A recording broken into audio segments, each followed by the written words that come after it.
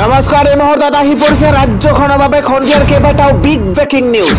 আজি 2 মাৰ্চ অসমৰ লগতে ভাৰতৰ বিভিন্ন প্ৰান্তৰ পৰা খন্দিয়াৰ কেইবাটাও খবৰ আহি পৰিছে। এই মুহূৰ্তত জনাই আছো এটা ব্ৰেকিং নিউজ। আজি ইছলাম ধৰ্মাৱলম্বী লোকসকলৰ প্ৰথমটো ৰোজা আৰু প্ৰথম ৰমজানৰ দিনটোতেই এক ভয়ংকৰ ঘটনা সংঘটিত হৈছে। ৰমজান মাহৰ প্ৰথমটো দিনতেই মমতাজ বেগমৰ সৈতে ভয়ংকৰ ঘটনা। এটা ব্ৰেকিং নিউজ। এম্বুলেন্সৰ অভাৱৰ বাবে মমতাজৰ মৃত্যু হৈছে। এগৰাকী মহিলাৰ সৈতে ভয়ংকৰ ঘটনা সংঘটিত হৈছে। মমতাজ বেগমৰ মৃত্যু উদগাইছে ৰাজ্যৰ স্বাস্থ্য বিভাগৰ ভয়ালগা ছবি। এম্বুলেন্সৰ অভাৱৰ সময়তে চিকিৎসালয়লৈ গৈ নোপোৱাত মৃত্যু হৈছে মমতাজ বেগমৰ। আৰু প্ৰথমটো ৰোজাত এক ভয়ংকৰ ঘটনা সংঘটিত হৈছে বৰপেটাৰ ভক্তৰ দবাত হজৰত আলীৰ পত্নী মমতাজ বেগম। আৰু মৃত্যুৰ সময়ত মমতাজ বেগমৰ বয়স আছিল 42 বছৰ। আন এটা খবৰ হৈছে অখিল গগৈক প্ৰত্যাহ্বান এবাৰ বিধায়ক ৰূপজ্যোতি কুৰ্মীৰ। ৰূপজ্যোতি কুৰ্মীয়ে কয় যে মই মৰিয়নিত ইমান দিনে গাহ কাটি আছো নেকি, মাৰ্বল গুটি খেলি আছো নেকি? কাহক যদি আছে অখিল গগৈ আহক মৰিয়নিত নিৰ্বাচন খেলিবলৈ। অখিল গগৈক ডাঙৰ প্ৰত্যাহ্বান জনাইছে বিধায়ক ৰূপজ্যোতি কুৰ্মীয়ে। পৰৱৰ্তী খবৰটো হৈছে ঋণ লোৱাৰ অভিলেখ ৰাজ্য চৰকাৰৰ। পুনৰ 900 কোটি টকাৰ ঋণ ল'ব ৰাজ্য চৰকাৰে। বিগত ফেব্ৰুৱাৰী মাহতো অসম চৰকাৰে ঋণ লৈছিল 3650 কোটি টকাৰ ঋণ। আৰু পুনৰ আকৌ 900 কোটি টকাৰ ঋণ ল'ব ৰাজ্য চৰকাৰে। আন এটা খবৰ হৈছে আজি ৰমজানৰ প্ৰথমটো দিনতেই 37 গৰাকীকৈ লোকৰ মৃত্যু হৈছে। আমি জনাই আছো এটা বিশেষ খবৰ। দুখন যাত্ৰীবাহী বাছৰ মাজত মুখামুখি সংঘৰ্ষ হৈছে আৰু তাৰ পিছতেই 37 গৰাকীকৈ যাত্ৰীৰ মৃত্যু হৈছে। দেশ জোকাৰি যোৱা এক বাছ দুৰ্ঘটনাত প্ৰাণ হেৰুৱাইছে 37 জনকৈ যাত্ৰীয়ে। দুখন বাছৰ মাজত মুখামুখি সংঘৰ্ষ আৰু এই পৰ্যন্ত 37 যাত্ৰীৰ মৃতদেহ উদ্ধাৰ কৰা হৈছে। আহত কেইবাজনো যাত্ৰীৰ অৱস্থা যথেষ্ট সংকটজনক বুলি জানিব পৰা গৈছে। দুৰ্ঘটনাটোৰ মৃতকৰ সংখ্যা আৰু বৃদ্ধি পোৱাৰ আশংকা প্ৰকাশ কৰা হৈছে। বলিভিয়াৰ উনিৰ পশ্চিম অঞ্চলৰ পুতুচিত এই ভয়ংকৰ বাছ দুৰ্ঘটনা সংঘটিত হৈছে। ফেব্ৰুৱাৰীতো এটা বাছ দুৰ্ঘটনাত বলিভিয়াত মৃত্যু হৈছিল 30 গৰাকীকৈ লোকৰ। জানুৱাৰীত সংঘটিত অন্য এটা বাছ দুৰ্ঘটনাত প্ৰাণ হেৰুৱাইছিল 19 গৰাকীকৈ লোকে। আৰু আজি 37 গৰাকীকৈ লোকৰ মৃত্যু হৈছে। আজিৰ সন্ধিয়াৰ পৰৱৰ্তী ডাঙৰ খবৰ হৈছে আজি ক্ৰিকেট প্ৰেমীসকলৰ বাবে এটা ভাল খবৰ, কিয়নো আজি সমুখ সমৰত নামিছে ভাৰত বনাম নিউজিলেণ্ড। আৰু ভাৰত নিউজিলেণ্ডৰ মহাৰণ 2:30 বজাৰ লগে লগে আৰম্ভ হৈছে এই মহাৰণ।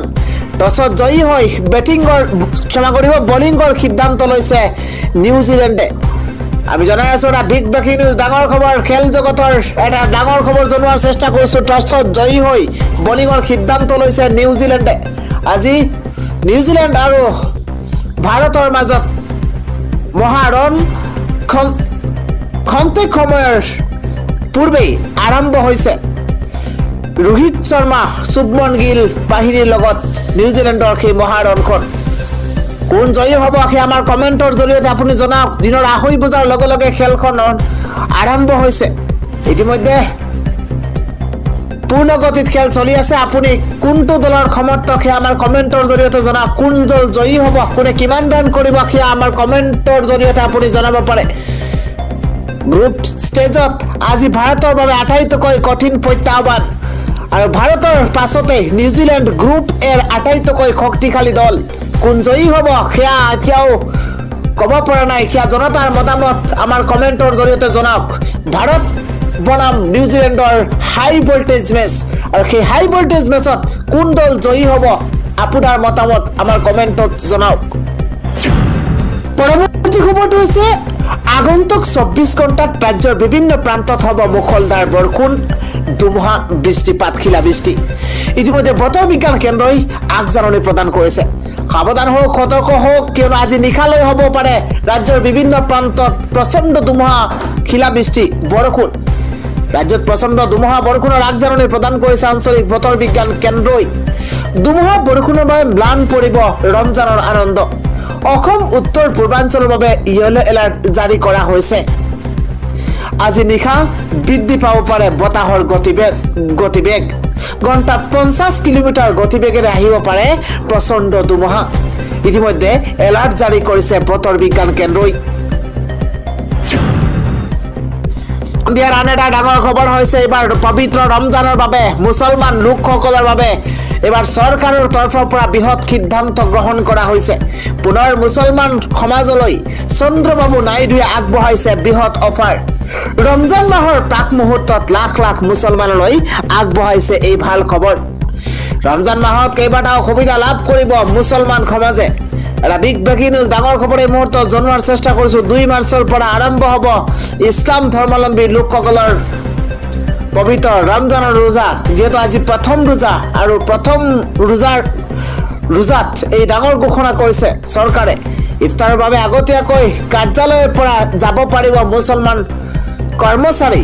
এটা ডাঙৰ খবৰ, মুছলমান কৰ্মচাৰীৰ বাবে এই বৃহৎ সুযোগ। এঘণ্টা পূৰ্বে কাৰ্যালয়ৰ পৰা ঘৰলৈ যাব পাৰিব মুছলমান কৰ্মচাৰী।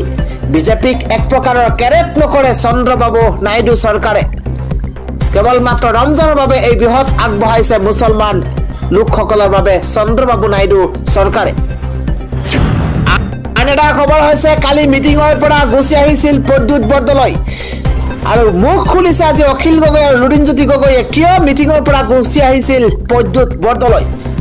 কিয় খঙত অগ্নিশৰ্মা হৈ মিটিং এৰি আধাতে গুচি আহিছিল সাংসদ প্ৰদ্যুৎ বৰদলৈ? মুখ খুলিছে বিধায়ক অখিল গগৈ আৰু অজাপৰ সভাপতি লুৰিণজ্যোতি গগৈয়ে। মুখ খুলিছে বিধায়ক অখিল গগৈ আৰু অজাপৰ সভাপতি লুৰিণজ্যোতি গগৈয়ে। বিৰোধী ঐক্য মঞ্চৰ বৈঠকত যুক্তিতৰ্ক হোৱাৰ কথা স্বীকাৰ লুৰিণজ্যোতি গগৈ। গণতন্ত্ৰত যুক্তিতৰ্ক থাকিবই, আবেগ যুক্তি তৰ্ক খং থাকিবই বুলি মন্তব্য। সিদ্ধান্ত সদায় শেষত লোৱা হয় মন্তব্য কৰিছে অজাপৰ সভাপতি লুৰিণজ্যোতি গগৈয়ে। ইপিনে বিধায়ক অখিল গগৈৰ প্ৰতিক্ৰিয়া। বিৰোধী ঐক্য মঞ্চৰ বৈঠকত বিতৰ্ক হৈছিল। আদৰ্শগত প্ৰশ্নত আমি অটল থাকিম। মই একো নকওঁ, সকলো উদ্যোক্তাসকলে ক'ব। কিয় খঙত অগ্নিশৰ্মা হৈ মিটিং আধাতে এৰি গুচি আহিছিল সাংসদ প্ৰদ্যুৎ বৰদলৈ? মুখ খুলিছে বিধায়ক অখিল গগৈ আৰু অজাপৰ সভাপতি লুৰিণজ্যোতি গগৈয়ে। আজিৰ সন্ধিয়াৰ সবাতোকৈ গুৰুত্বপূৰ্ণ খবৰ হৈছে এতিয়াৰে পৰা মাটি কিনা বেচাকৈ আহি গৈছে কেতবোৰ নিয়ম। এতিয়াৰে পৰা মাটি কিনো বুলিয়ে আপুনি মাটি কিনিব নোৱাৰিব। মাটি কিনা বেচাক লৈ কঠোৰ হৈ পৰিছে হিমন্ত বিশ্ব শৰ্মা চৰকাৰখন। এই মুহূৰ্তে জনাই আছো গুৰুত্বপূৰ্ণ খবৰ। এতিয়াৰে পৰা মাটি কিনো বুলি আপুনি মাটি কিনিব নোৱাৰিব। মাটি বাৰীক লৈ মুখ্যমন্ত্ৰী হিমন্ত বিশ্ব শৰ্মাৰ 5টাকৈ বৃহৎ ঘোষণা। আপুনি জানিলেও কি ঘোষণা কৰিছে ৰাজ্যৰ মুখ্যমন্ত্ৰী হিমন্ত বিশ্ব শৰ্মাই। মাটি ক্ৰয় বিক্ৰয়ক লৈ কঠোৰ হৈ পৰিছে হিমন্ত বিশ্ব শৰ্মা চৰকাৰ। এতিয়াৰ পৰা মাটি কিনিম বুলিলে আপুনি কিনিব নোৱাৰিব। অসমত মাটি ক্ৰয় বিক্ৰয়ৰ নতুন নিয়ম বান্ধি দিছে হিমন্ত বিশ্ব শৰ্মা চৰকাৰে। 1951 চনৰ আগতে অসমলৈ অহা ব্যক্তিসকলে মাটি কিনা বেচা কৰিব পাৰিব। অসমৰ নিৰ্বাচিত ৰেভিনিউ ব্লকৰ মাটিহে কিনা বেচা কৰিব পাৰিব। অসমৰ নিৰ্বাচিত ৰেভিনিউ ব্লকৰ মাটিহে কিনা বেচা কৰিব পাৰিব। 1951 চনৰ আগত অহা তথা 3টা প্ৰজন্মৰ লোকেহে মাটি কিনা বেচা কৰিব পাৰিব। সবাতোকৈ গুৰুত্বপূৰ্ণ খবৰ, মাটি কিনা বেচাক লৈ নতুন তথ্য আহি পৰিছে। অৱশ্যে এই ক্ষেত্ৰত জনজাতীয় অনুসূচিত জাতি আৰু 6 জনগোষ্ঠীৰ পৰা প্ৰমাণ পত্ৰ বিচৰা নহয়। নতুনকৈ গঠন হোৱা পৌৰসভাত এই নতুন নিয়মসমূহ প্ৰযোজ্য হ'ব। এই ঘোষণা কৰিছে ৰাজ্যৰ মুখ্যমন্ত্ৰী ডক্টৰ হিমন্ত বিশ্ব শৰ্মাই। সন্ধিয়াৰ সবাতোকৈ গুৰুত্বপূৰ্ণ খবৰ হৈছে পবিত্ৰ ৰমজানত গাজাত আক্ৰমণ কৰিব নোৱাৰে ইজৰাইলে। ৰমজান মাহ উপলক্ষে গাজাত আক্ৰমণ কৰিব নোৱাৰিব ইজৰাইলে। এটা ৱাৰ্ড ব্ৰেকিং ডাঙৰ খবৰ জনোৱাৰ চেষ্টা কৰিছো। ট্ৰাম্পৰ সকিয়নিত যুদ্ধ বিৰতি প্ৰস্তাৱ মানিবলৈ বাধ্য হৈছে ইজৰাইল। গাজাত অস্থায়ী যুদ্ধ বিৰতি প্ৰস্তাৱত অনুমোদন জনালে নেতান্যাহুৱে। পবিত্ৰ ৰমজান মাহত গাজাত অশান্তি বিয়পাব নোৱাৰিব ইজৰাইলে। প্ৰথম পৰ্যায়ৰ যুদ্ধ বিৰতি শেষ হোৱাৰ পাছতেই ইজৰাইলে লৈছে এক নতুন সিদ্ধান্ত। এটা ব্ৰেকিং নিউজ ইতিমধ্যে প্ৰথম পৰ্যায়ৰ যুদ্ধবিৰতি অন্ত পৰিছিল গাজা ইজৰাইলৰ মাজত আৰু প্ৰথম পৰ্যায়ৰ যুদ্ধবিৰতি অন্ত পৰাৰ পাছতে পুনৰ গাজাত আক্ৰমণৰ বাবে সাজু হৈ পৰিছিল ইজৰাইল অৱশেষত ৰমজানৰ বাবে গাজাত আক্ৰমণৰ সিদ্ধান্ত বাতিল কৰিছে ইজৰাইলে এটা খবৰ হৈছে আজিৰে পৰা 4 দিনলৈ গুৱাহাটী মহানগৰীত পানী যোগান বন্ধ পাইপ লাইনৰ ৰবটিক জৰিপৰ বাবে 5 মাৰ্চলৈকে জল বোৰ্ডৰ পানী যোগান বন্ধ থাকিব সন্ধিয়াৰ পৰৱৰ্তী খবৰ হৈছে এবাৰ অখিল গগৈলৈ এবাৰ বিস্ফোৰক মুকলি চিঠি উপন্যাসিক ৰীতা চৌধুৰীয়ে কয় যে মন্ত্ৰীৰ পত্নী বুলি অখিল গগৈয়ে মোক বেয়াকৈ আক্ৰমণ কৰিছিল বিস্ফোৰক মুকলি চিঠি উপন্যাসিক ৰীতা চৌধুৰীৰ অখিল গগৈলৈ নিজৰ পত্নী কোনোবাই অপমান কৰিলে গৰজি উঠে অখিল গগৈয়ে সেই অখিল গগৈয়ে আন ৰাজনীতিবিদৰ পত্নী কিয় অপমান কৰে এই মন্তব্য কৰিছে মন্ত্ৰীৰ পত্নী হোৱা বাবে মোক অখিল গগৈয়ে বহুবাৰ অপমান কৰিছে মন্ত্ৰীৰ পত্নী বাবে ব্ৰহ্মপুত্ৰ উপত্যকা বঁটা পাইছো বুলি মোক অপমান কৰিছিল অখিল গগৈয়ে বিনা দুখত অকাৰণত মই অখিল গগৈৰ পৰা অপমানিত হৈছিলো অখিল গগৈ মোৰ প্ৰাক্তন ছাত্ৰ এই মন্তব্য কৰিছে অখিল গগৈৰ কথাবোৰে মোক বেয়াকৈ দুখ দিছিল ৰাজনীতিৰ পাখা খেল লৈ মোৰ দৰে নিৰপৰাধী নাৰীক টানি আনিছিল অখিল গগৈয়ে হকে বিহকে আন ৰাজনীতিকৰ পত্নীক আক্ৰমণ কৰাৰ সময়ত এই ভিক্টিম পাৰ্সপেক্টিভ মনলৈ নাহে কিয় তোমাৰ সকলো কামে এনে ধৰণে সিলেক্টিভ নেকি মৰমৰ অখিল এনেধৰণে চিঠি লিখিছে প্ৰশ্ন ৰাজ্যৰ বিশিষ্ট উপন্যাসিক ডক্টৰ ৰীতা চৌধুৰী এইদৰে এক দীঘলীয়া চিঠি লিখিছে উপন্যাসিক ডক্টৰ ৰীতা চৌধুৰীয়ে অখিল গগৈলৈ মন্ত্ৰীৰ পত্নী বুলি অখিল গগৈয়ে মোক বেয়াকৈ আক্ৰমণ কৰিছিল সেই বিশেষ ফেসবুক পোষ্টটো আপোনালোকক দেখুৱাই দিব বিচাৰিছো ৰীতা চৌধুৰীয়ে লিখিছে ইয়া আপোনালোকে চাওক বৰ্তমানৰ ৰাজনীতিক আৰু একালৰ ছাত্ৰ অখিল গগৈৰ প্ৰতি মৰমৰ অখিল বিশেষ দুটামান কামত অত্যন্ত ব্যস্ত হৈ থকা বাবে তোমাক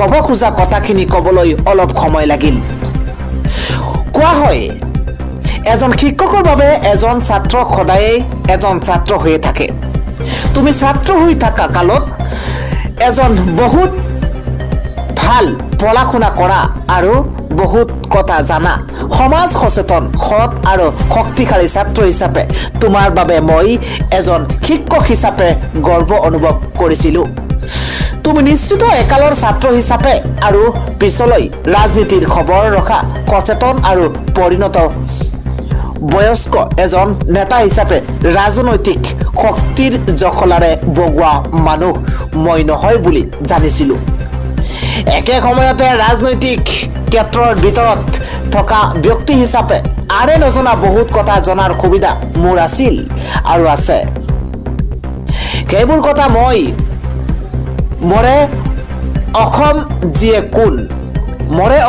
যিয়ে কোন তাত আন এটা খণ্ডত হয়তো লিখিম মোক যেতিয়া ব্ৰহ্মপুত্ৰ উপত্যকা বঁটাটো মন্ত্ৰী স্বামীৰ সহায়ত লাভ কৰিছিলো বুলি টিভি বাতৰি কাকত আৰু সামাজিক মাধ্যমত একাংশই অশালীন আৰু নিৰ্মম সমালোচনাৰে থকা খৰকা কৰিছিল সেই কথাবোৰে মোক কিমান কষ্ট দিছিল তাতকৈ বহুত বেছি কষ্ট দিছিল মোৰ দুজন ছাত্ৰৰ মন্তব্যই এজন তুমি আৰু আনজন কমল কুমাৰ মেধি মই হতবাক হৈ গৈছিলো টিভিত দিয়া তোমাৰ মন্তব্য শুনি ৰীতা বাইদেৱে লাজ পাব লাগিছিল মেনেজ কৰি বঁটা লোৱা নাছিলো বাবে মন্ত্ৰী পত্নী হোৱাৰ সুযোগ লৈ সদায়ে মোক আক্ৰমণ কৰি অহা আৰু চিনাকি হৈ পৰা মানুহবোৰক প্ৰত্যাহ্বান জনাই আৰু অৱহেলাৰ উপেক্ষা কৰি মই কৈছিলো কোনো অপৰাধ নকৰাকৈ এই বঁটা মই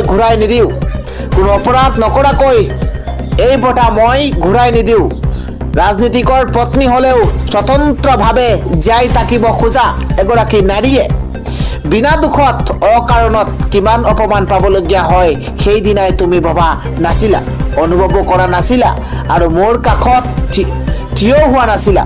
থিয় হৈছিল মোৰ কিতাপ পঢ়া আৰু মোক বিশ্বাস কৰা অগণিত মানুহ। এবছৰ আগৰ গ্ৰন্থমেলাত প্ৰথম লগ পাওঁতে তোমাক সোধা মোৰ একমাত্ৰ প্ৰশ্নটো আছিল, তুমি বাৰু সঁচাই বিশ্বাস কৰা নে মই এনে কাম কৰিব পাৰোঁ? তুমি মোৰ হাতত ধৰিছিলা আৰু কৈছিলা, এইবোৰ এতিয়া থাকক।